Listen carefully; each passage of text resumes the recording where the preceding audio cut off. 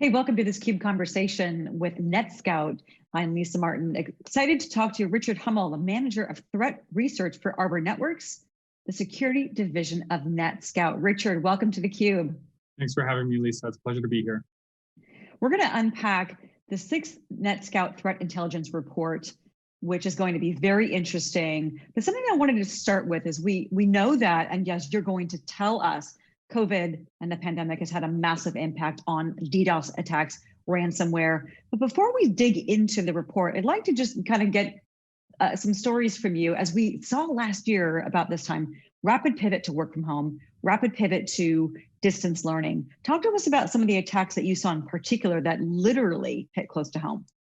Sure, and there's one really good prime example that comes to mind because it impacted a lot of people. There was a lot of media sensation around this, but if you go and look, just Google it, Miami-Dade County and DDoS, you'll see the first articles that pop up is the entire district school network going down because a student did not want to go to school and launched a DDoS attack. There was something upwards of 190,000 individuals that could no longer connect to the school's platform, whether that's a teacher, a student, or parents. And so it had a very significant impact. And when you think about this in terms of the digital world, that impacted very severely a large number of people. And you can't really translate that to what would happen in a physical environment because it just doesn't compute. They're two totally different scenarios to talk about here. Amazing that a child can decide, I don't want to go to school today, and as a result of a pandemic, take that out for nearly 200,000 folks. So let's dig into, I said this is the 6th NETSCOUT Threat Intelligence Report. One of the global trends and themes that is seen as evidence in what happened last year is up and to the right. Oftentimes when we're talking about technology, with analyst reports, up and to the right is a good thing. Not so in this case. We saw huge increases in threat vectors, more vectors weaponized per attack sophistication, expansion of threats in IoT devices. Walk us through the overall key findings from 2020 that this report discovered. Absolutely. And if you glance at your screen there, you'll see the key findings here where we talk about record-breaking numbers. And just in 2020, we saw over 10 million attacks, which, this is a 20% increase over 2019. And what's significant about that number is COVID had a huge impact. In fact, if we go all the way back to the beginning, right around mid-March, that's when the pandemic was announced, attacks skyrocketed and they didn't stop. They just kept going up and to the right. And that is true through 2021. So far in the first quarter, typically January, February is the down month that we observe in DDoS attacks. Whether this is, kids going back to school from Christmas break, you have the Christmas routines and e-commerce is slowing down. January, February is typically a slow month. That was not true in 2021. In fact, we hit record numbers on a month by month in both January and February. And so not only do we see 2.9 million attacks in the first quarter of 2021, which, let's do the math here, right? We've got 4 quarters, we're on track to hit 12 million attacks potentially, if not more. And then you have this normal where we said 800,000 approximately month over month since the pandemic started. We start 2021 at 950,000 plus. That's up and to the right, and it's not slowing down. It's not slowing down. It's a trend that shows, significant impact across every industry, and we're going to talk about that. But what are some of the new threat vectors that you saw weaponized in the last year? You talked about the example of the Miami-Dade School District, but what were some of those new vectors that were really weaponized and used to help this up and to the right trend?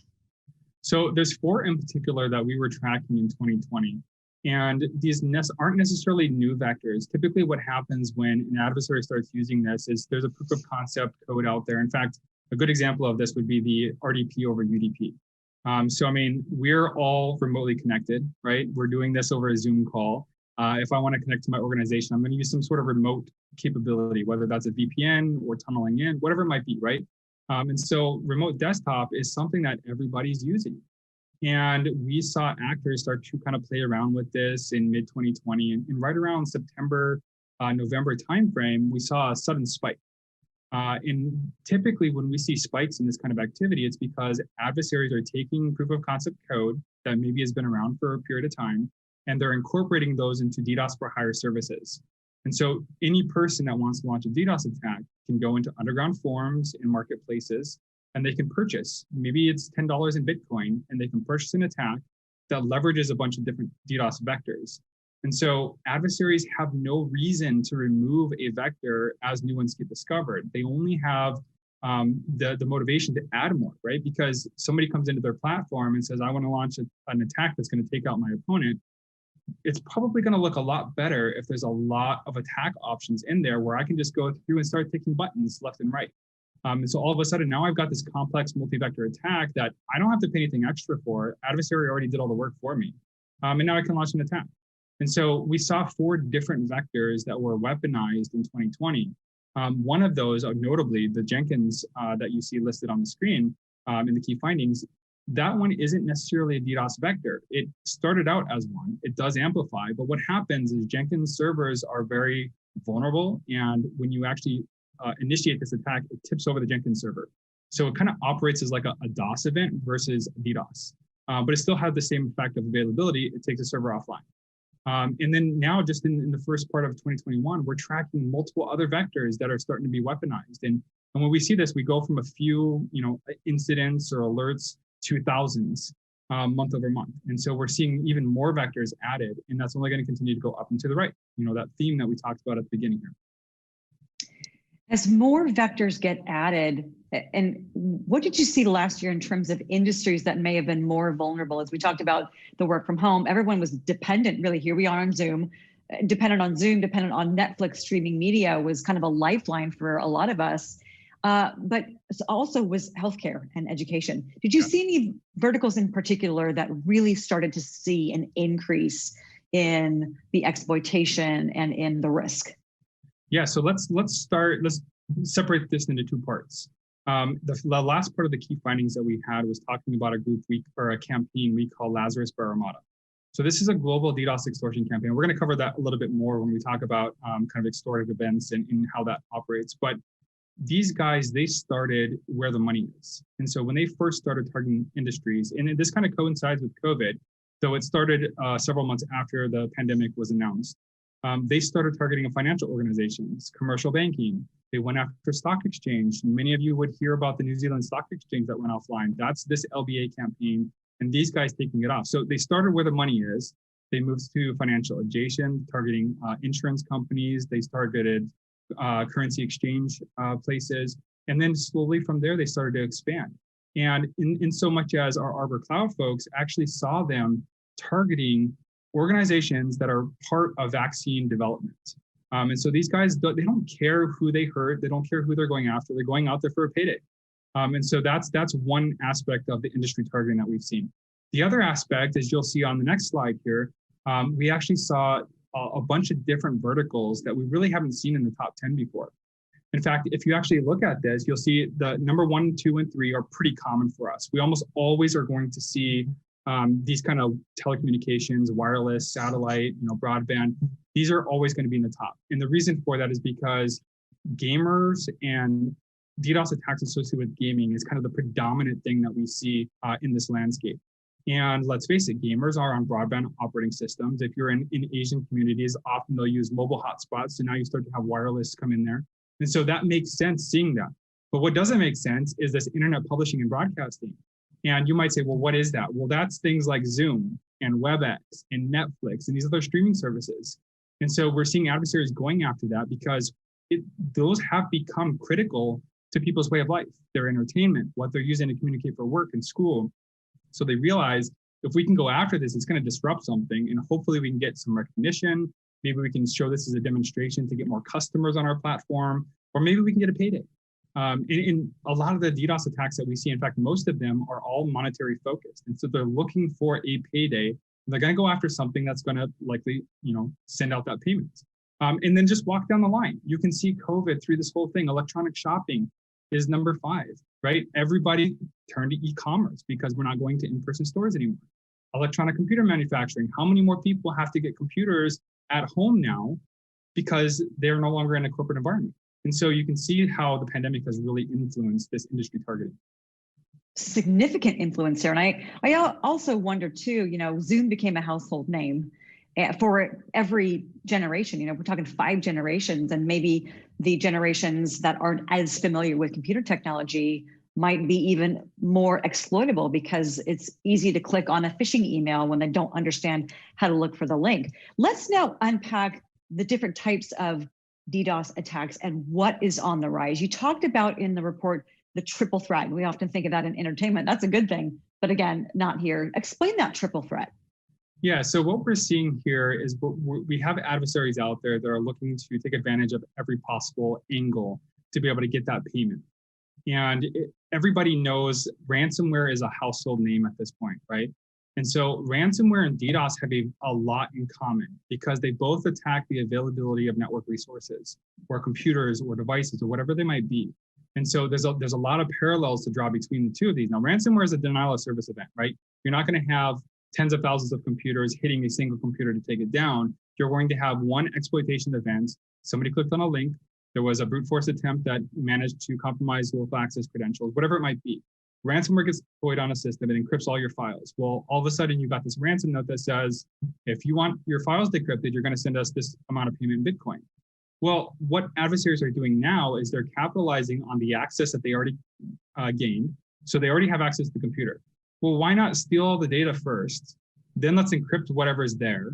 And so now I can ask for a ransom payment to decrypt the files. And I can ask for an extortion to prevent me from posting your data publicly. Maybe there's sensitive, corporate information there. Maybe you're a local school system and you have all of your students' data on there. You're a hospital that has sensitive PII, whatever it might be, right? So now they're going to extort you to prevent them from posting that publicly. Well, why not add DDoS to this entire picture? And now you're already encrypted. We've already got your files, and I'm going to DDoS your system so you can't even access them if you wanted to. And I'm going to tell you, you have to pay me in order to stop this DDoS attack. And so this is that triple threat.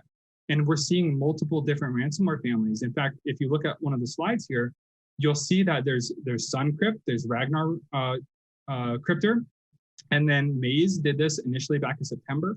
And then more recently, even the DarkSide stuff. I mean, who hasn't heard about DarkSide now with the Colonial Pipeline event, right?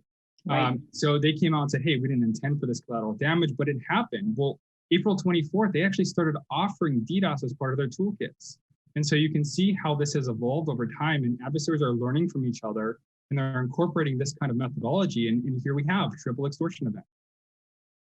Really seems like triple extortion event as a service with the opportunities, the number of vectors there. And you're right, everyone has heard of the Colonial Pipeline, and that's where things like ransomware become a household term just as much as Zoom and video conferencing and streaming media. Let's talk now about the effects that the threat report saw and uncovered region by region. Were there any regions in particular that really stood out as most impacted? So not particularly. So one of the phenomena that we actually saw in the threat report, which we probably could have talked about it before now, but it makes sense to talk about it regionally because we didn't see any one particular region, one particular vertical, a specific organization, a specific country. None was more heavily targeted than another. In fact, what we saw is organizations that we've never seen targeted before. We've seen industries that have never been targeted before, all of a sudden are now getting DDoS attacks because we went from a local on-prem, I don't need to be connected to the internet. I don't need to have my employees remote access. And now all of a sudden you're dependent on the internet, which really, let's face it, that's critical infrastructure these days. And so now you have all of these additional people with a footprint connected to the internet that an adversary can figure out and they can poke at. And so what we saw here is just overall, all industries, all regions saw these upticks. The exception would be in China. We actually, in the Asia Pacific region specifically, but predominantly in China. But that often has to do with visibility rather than a decrease in attacks because they have their own kind of infrastructure in China. Brazil's the same way. They have their own kind of ecosystems. And so often you don't see what happens a lot outside the borders.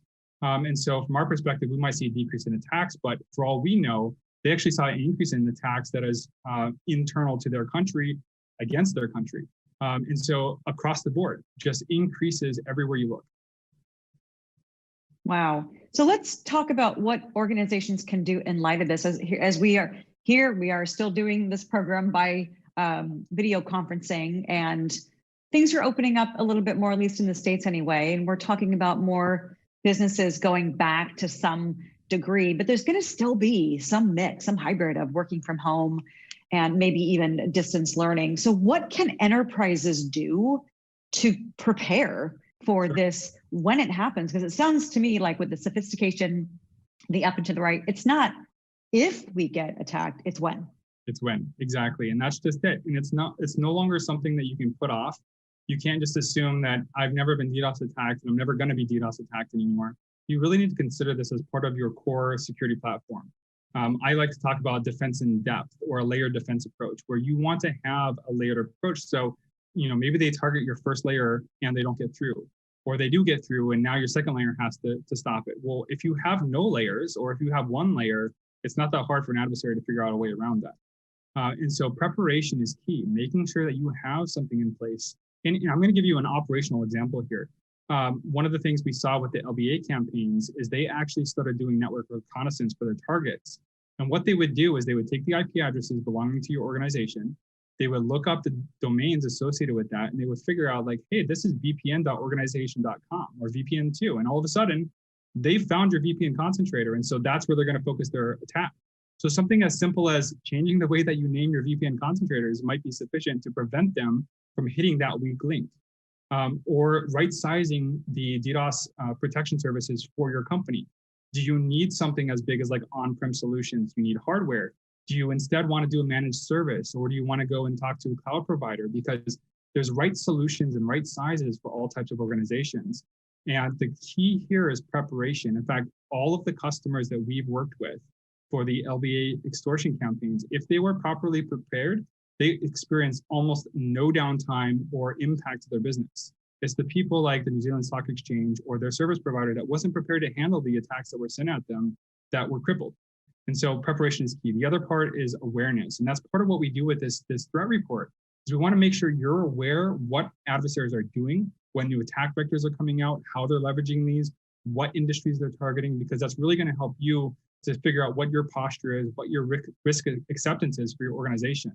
And in fact, there's a couple of resources that we have here on the next slide.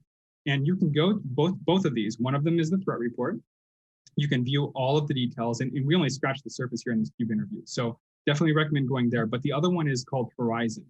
And netscout.com/Horizon is a free resource. You can register, but you can actually see near real-time attacks based on industry and based on region. So if your organization out there and you're figuring, well, I'm never attacked, well, go look up your industry. Go look up the country where you belong and see, is there actually attacks against this? And I think you'll be quite surprised that there's quite a few attacks against you. And so definitely recommend checking these out.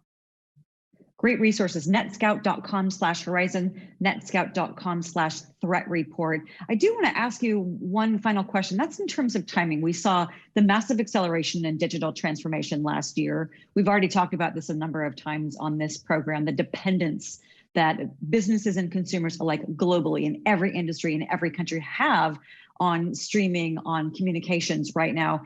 In terms of timing though, for an organization to go from being aware to understanding what adversaries are doing to being prepared, how quickly can an organization get up to speed and help themselves start reducing their risk?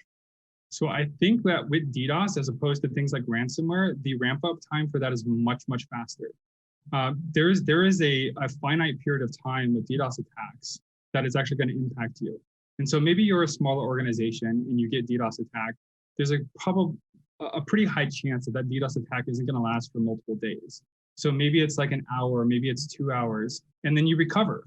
Your network resources are available again. That's not the same for something like ransomware. You get hit with ransomware, unless you pay or you have backups, you have to do the rigorous process of getting all your stuff back online.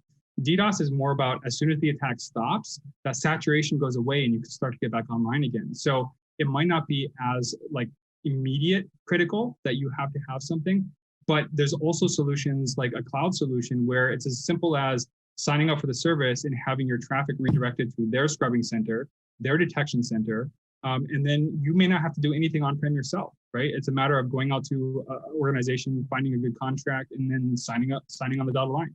And so I think that the ramp up time for mitigation services and DDoS protection can be a lot faster than many other security platforms and solutions. That's good to know, because with the up and to the right trend, you said the first quarter is usually slow. It's obviously not that way as what you've seen in 2021. And we can only expect when we talk to you next year, that the up and to the right trend may continue. So hopefully organizations take advantage of these resources, Richard, that you talked about, to be prepared to mediate and protect their customers, their employees, et cetera. Richard, we thank you for stopping by theCUBE, talking to us about the 6th NETSCOUT Threat Intelligence Report. Really interesting information. Absolutely. Definitely a pleasure to be here, Lisa. Anytime you guys want to do it again, you know where I live. Yes, it's one of my favorite topics. So you got it. And I got to point out the last thing, your Guardians of the Galaxy background, one of my favorite movies. And it should be noted that on the NETSCOUT website, they are considered the Guardians of the Connected World. I just thought that connection was, as Richard told me before we went live, not planned, but I thought that was a great coincidence. Again, Richard, it's been a pleasure talking to you. Thank you for your time. Thank you so much. For Richard Hummel, I'm Lisa Martin. You're watching this CUBE Conversation.